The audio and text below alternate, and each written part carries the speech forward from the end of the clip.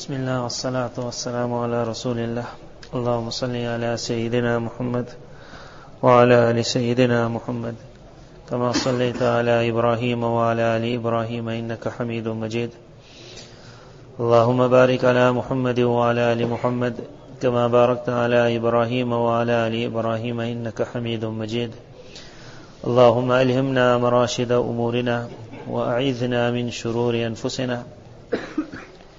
We began the chapter last week about Babu Fadl al-Faqr وَمَا كَانَ مِنْ عَيْشِ رَسُولِ اللَّهِ صَلَّى اللَّهُ عَلَيْهِ وَسَلَّمَ.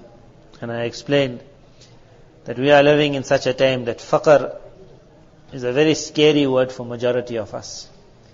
There was a time in the past with the Western system of the world hadn't affected. So in a village, you could live as a poor person. You only needed your cow, you needed a few chickens. Then the most is you got gold or you don't have gold. That's all. But you could live a life. In today's times, if a man tries to live a life of faqr and poverty, but he still needs a shelter, the world will push him out of the house. You can't pay your rent. You can't pay your water. You can't pay your electricity. So we are living in a time where mal is like a necessity also. So to speak about poverty like how people in the past would speak about it, it's very hard for us. But there were people in the past who lived in those villages. And because it was much easier, that they understood that without wealth also life carries on.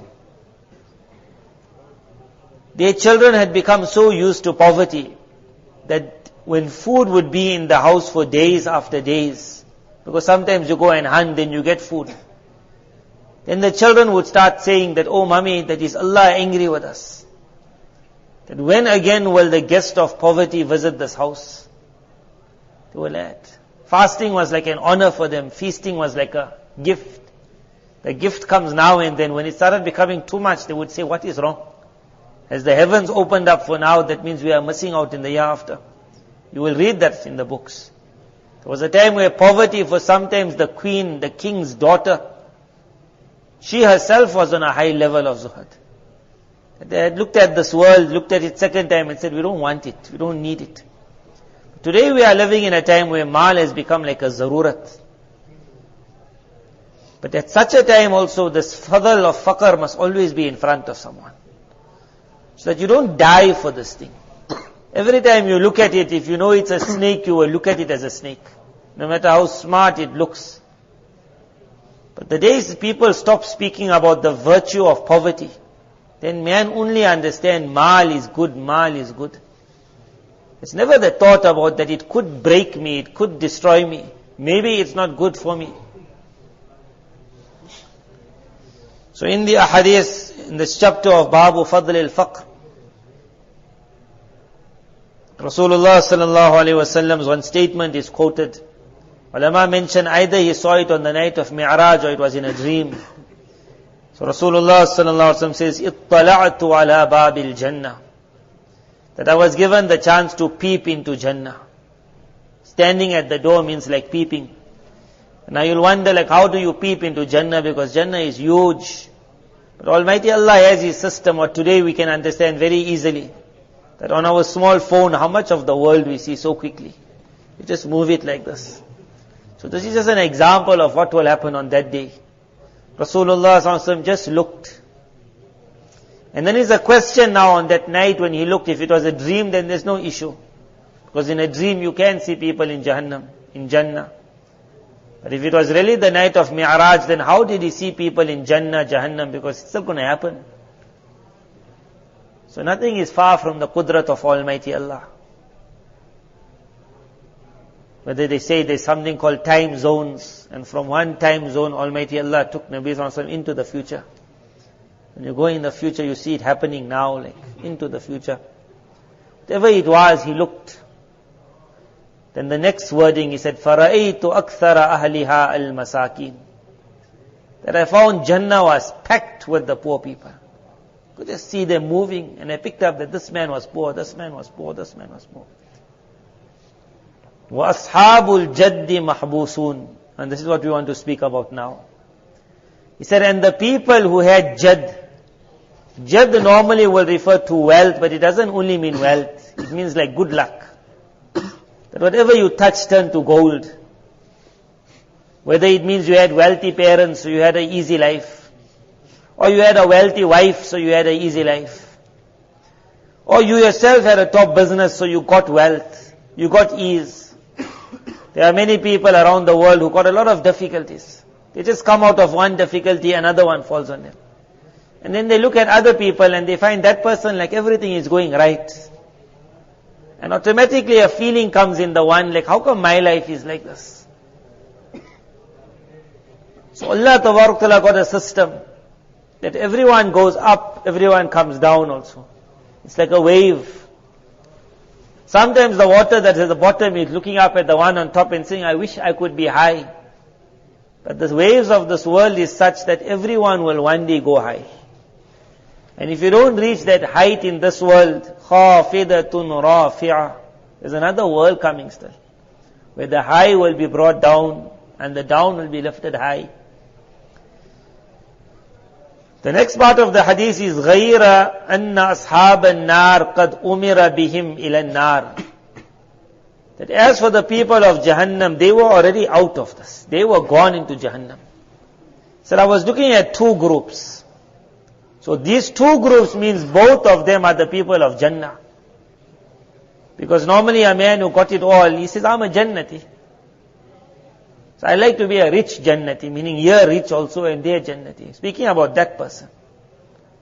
That person most likely could be us also. May Allah make us from the people of Jannah. But the people of Jannah were two that he saw. One was the Masakin. They were already enjoying life. He said, Ashabul Jaddi Mahbusun, they were stuck. Now what were they stuck for? They were already going to go one day into Jannah. He said, the people of Jahannam, they were already told, go out. These people were going to go into Jannah.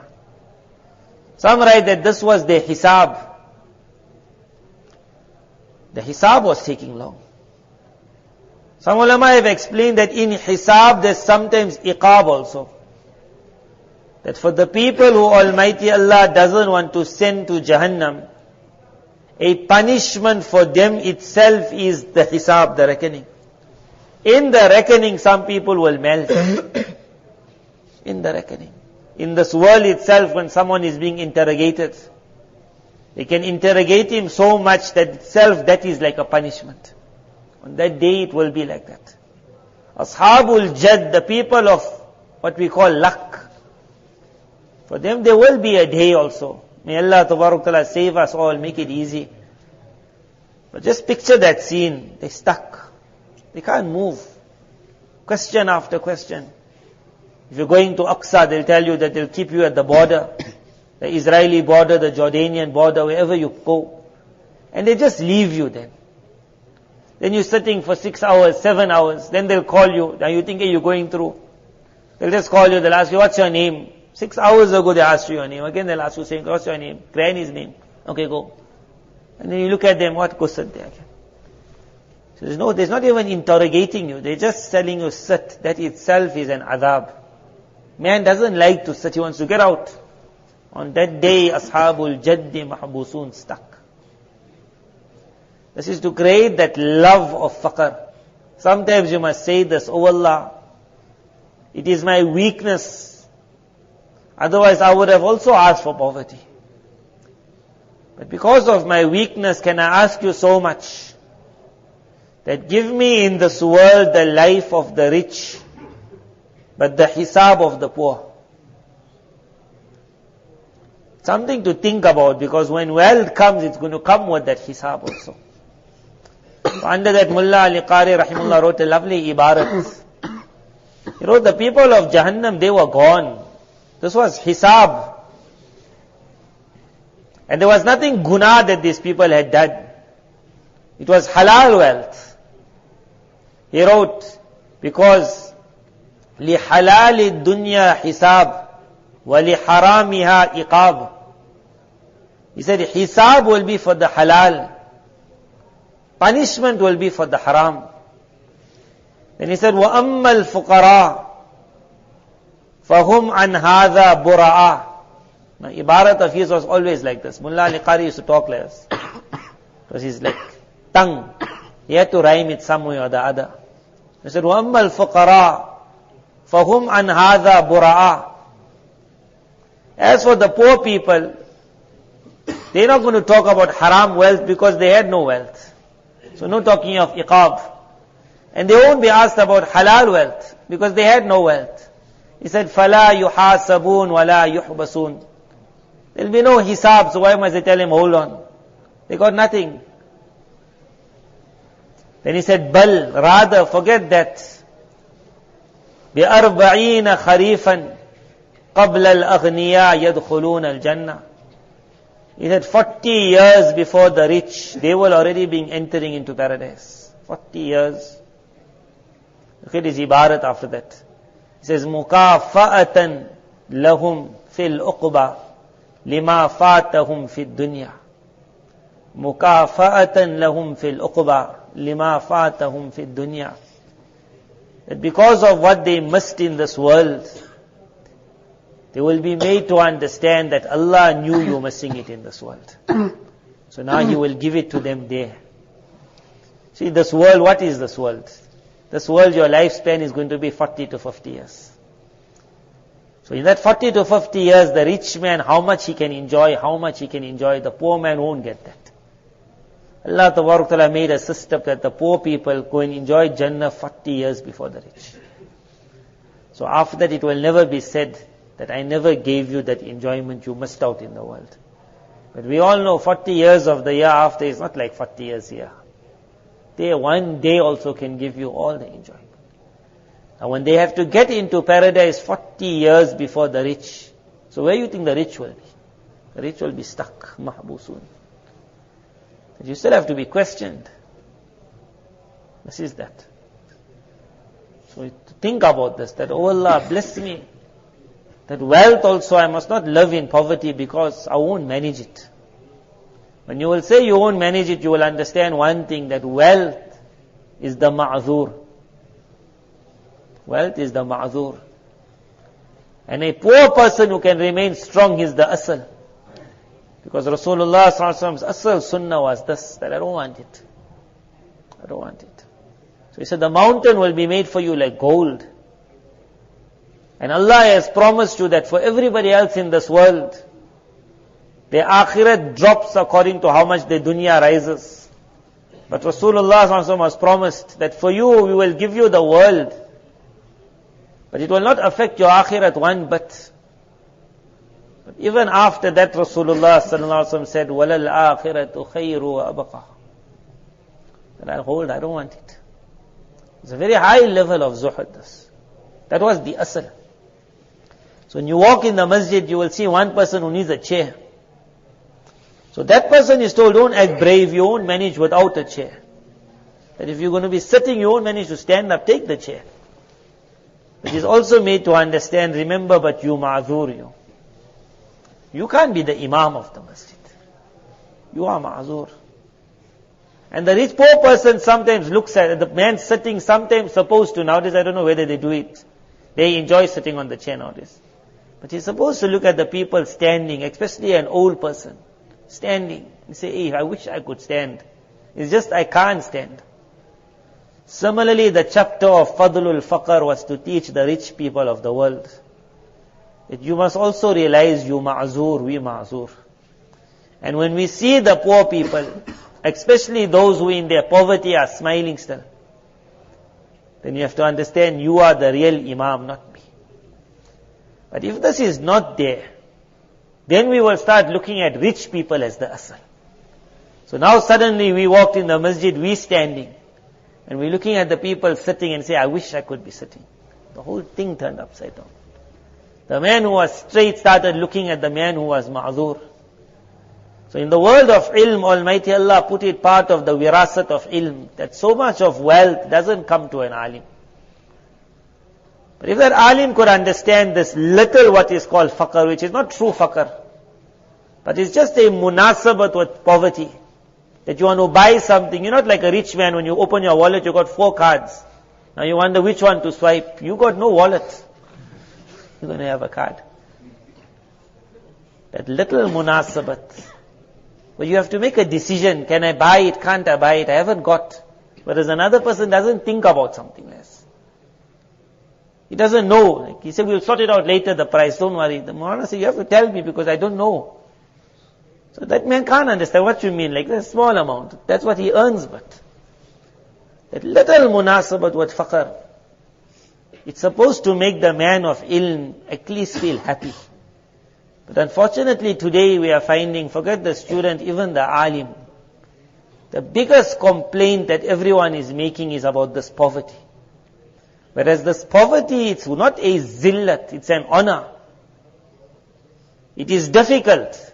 But the man sitting on the chair must understand that the asal is the man standing. For this ummah, Allah Tabarak Ta'ala has kept it that there is another world.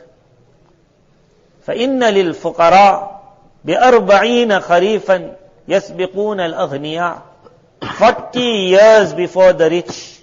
مُكَافَأَةً لَهُمْ. Allah wants to pay them back.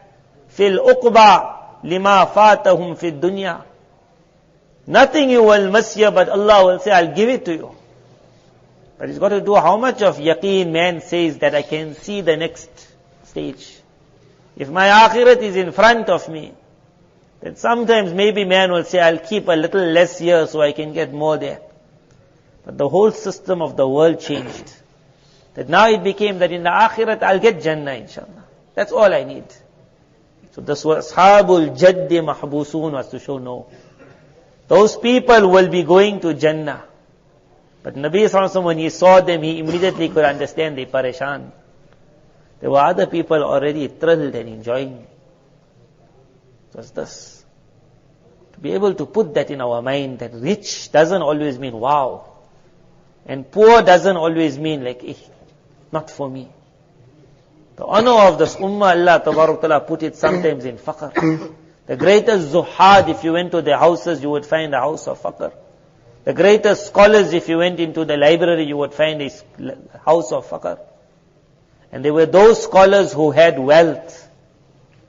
And when the zahids would visit them, then they would ask them who you studied by. So the scholar would say, let me tell you my sanad. And he was so happy he would narrate his sanad by heart like.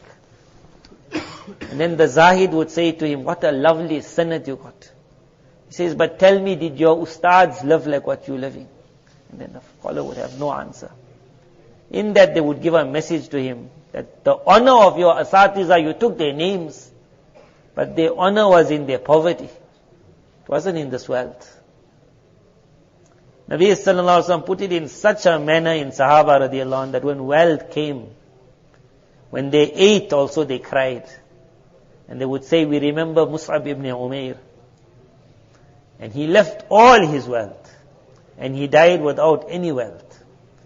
And then they would say, he was amongst those people who did not pluck one fruit from the trees of this world. Meaning, he died before the world opened up. Then they would say, we at the moment have really plucked a lot of fruit. He says, I don't know if I have plucked all my fruit from the trees of Jannah. They would say that. It was an honor for them, like, Kulu washrabu hani'an bima aslaftum fil ayyamil khaliya. That khaliya, one meaning, on the day of Qiyamah it will be said in Jannah, now enjoy, because of those times that passed during those days when it was empty. So under empty, they write empty of what? This then depends on what you were. If you were a man who loved food, but because of poverty you couldn't get food, it means empty of food. Could have been empty of play and enjoyment. If you are a person who loves to enjoy, but now poverty came, you can't drive every car. You can't go and visit every place. So those days which were empty of enjoyment, because of those days now start enjoying. That lot of what empty of what? Poverty, when it comes, it keeps man away from a lot of things. But if the man himself can have honor in his little poverty. One reason why we have found so many children of ulama saying, I don't want to become an alim. So then it's very hard now to tell a rich man's son become an alim. It's very easy for us. Because he doesn't know what's the madrasa like. To tell an alim son become an alim is very hard. Because the first thing he tells you, he said, I saw the difficulties my parents went through. How do you go and tell him, no, it was not difficult, it was an honor? How do you take him into a rich man's house? Say, I'll take you, but he won't come now. Say, I'll take you into the rich man's house. If you had seen the fights, you never saw it at home. At home, the most you saw, your father said, I can't buy you that. I said, you never saw the fights in the rich man's house. You never saw the rich man cheating or the rich man's wife cheating. You never saw the small boy hearing his parents screaming at each other. When wealth comes, it comes with its own stories. But a boy who grows up in a house of poverty, his parents have to show so much of honor in poverty that that boy also must find it's an honor to get some nisbat with the poor people. That if I can't be poor, at least I must love the poor. Hubbu ahlil faqri. I must not despise, look down at them. I must love them. That's what Islam came to teach. That boy will say, I also want to become an alim. Because if poverty has to come to me also, it's an honor from Allah. But it's not everyone who can stand, majority are sitting. It's an honor. Fadlul faqri, had poverty been a disgrace, then 1% of poverty also would not have reached Rasulullah sallallahu alaihi wasallam. But when 100% poverty reached him, 100%, the highest level of poverty that the world ever saw, then you understood what an honor it was, poverty. That's how the world looks at it. If you see a rich person, once we passed one alim, very wealthy alim, so immediately the guy said, wow. So it was for me like, wow, he said, you saw his car. I said that the alim is the thing of ilm, what you got to do with his car like? But for us it's like, to see an alim drive a smart car is like a top thing, that he's the alim. Whereas normally it's not that, it's that honor in faqr. But our mind has become such that wealth means greatness, poverty means hopelessness. So Mullah Ali Qari Rahimullah wrote one waqiyah there. He said, how the world looks at this. He said, why have they equated wealth with intelligence and wealth with honor? And why have they equated poverty with disgrace? It's not supposed to be like that. Being poor doesn't mean you're hopeless. Being rich doesn't mean you're great. So he writes this waqiyah, he says, one poor man landed up and he saw one rich man going past with his donkey. So on the donkey there was a very heavy load, that the whole donkey was coming down. So the rich man was walking next to it. So a very rich man, he had a couple of khadims behind and the poor donkey. So the poor person asked him that, what's this load on your animal that you yourself can't ride on your donkey? So he said, normally on a donkey you have on this side of the donkey and on that side of the donkey, like one sack here, one sack, or two sacks most. So he said, on this side of that thing is my wheat, my grain that I'm going to sell in the market. So he says, no problem. What's on the other side? He said, sand. So the poor man looked at him and said, sand, like what you going to do with the sand? He said, no, nothing. But it's just to balance the weight. Because if I don't have that sand, then that whole pack. So the poor man said, but you got two sacks on that side. So take one of that sack and put it this side. So you got 50% wheat here, 50%. Instead of putting 100% there and put sand here. So the rich man looked at him and he said, I never thought of that. So he told his khadim, what a thought that was. Quickly empty out the sand and put this here. So as they put it, suddenly, now there was place for the rich man to ride. So as he was getting on, he stopped. And he came to this poor person and he kissed him on the face. And he said, what intelligence you got. He said, I am sure you the sultan of your land. So this poor person just said, no. So he said, I'm sure you the wazir, the minister.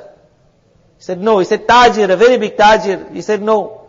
He said, I'm sure you got a lot of animals, a farmer. He said, no. Carried on. And as he's losing answers, and he says, are you perhaps a faqir? So the poor person said, that's what I am. So this rich man now looked at him and he said, shu'mun laka. Shu'mun means like, full of nuhusat, bad luck you are. And your face, and your every advice, and most stupid is the man who listens to anything of yours. Because if your akal couldn't give you money, where is going to give me money? So immediately he told his khadim, bring the sand back again. Bring the sand back. He jumped off the animal, he put the sand back, he said, let's carry on. So there Mullah Ali Qari wrote, the reason is that man has understood that aql means wealth and poverty means stupidity. He says, but it got nothing like that in the eyes of Almighty Allah. Had there been a little disgrace in poverty, it would not have been the hissa of Rasulullah sallallahu alaihi wasallam. But how do me and you look at it? Do we also look at it as a disgrace? Or do we look at it that I am the ma'zur? That man who has love for the people of Faqr, he'll make this dua. That, oh Allah, because of my necessity, I need wealth. But let my hisab be the hisab of the poor. Ali radiallahu anh, he said the opposite sentence. He said, how terrible is wealth for the rich. Or he said, how miserable is the life of the rich. Not the rich, he said, how miserable is the life of a miser. Because when man gets money, he becomes miserly. He said, how miserable is the life of a miser. He will live the life of a poor man. Because a miser is that, isn't it? Whenever you see him, like he's counting, like other people are saying, he got so much money, like the way he is looking at his wallet. I don't know if you all see it, but you will see a rich man, to swipe his card for 5,000 is like, no, nothing. And to take out 50 rand cash is very hard. You'll see him looking at it like 100 times. When he swipes any amount. Like it's like in his mind, credit, just carry on, pay it later on. But when he has to give, then you'll see like you look at it a couple of times. Like so he said, how miserable is the life of a miser. He will live the life of a poor person. And he will have to give the hisab of a rich person. You will live the life of a poor person. You will have to give the hisab of the rich. We want the opposite. That, oh Allah, because of our udhr, we ask you for wealth, but the hisab of the poor. Hisab of the poor. يَدْخُلُونَ الْجَنَّةِ بِأَرْبَعِينَ خَرِيفًا قَبْلَ الْأَغْنِيَاءِ وَأَصْحَابُ الْجَدِّ مَحْبُوسُونَ. We don't want to be mahbus.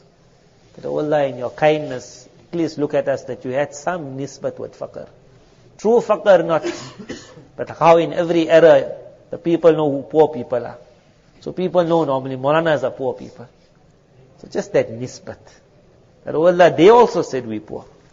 Although we know that alims nowadays are more rich than many other people. But so much at least, they also called us that nisbat with faqr. On that nisbat, oh Allah. When you are saying, where are the poor people go? Then it must be said, oh ulama, what you doing here? Like, where were you rich? So Allah grant us wealth in this world because of udhr, with halal, with afiyat, with izzat, but oh Allah, the hisab of the poor. Wa akhiru da'wana.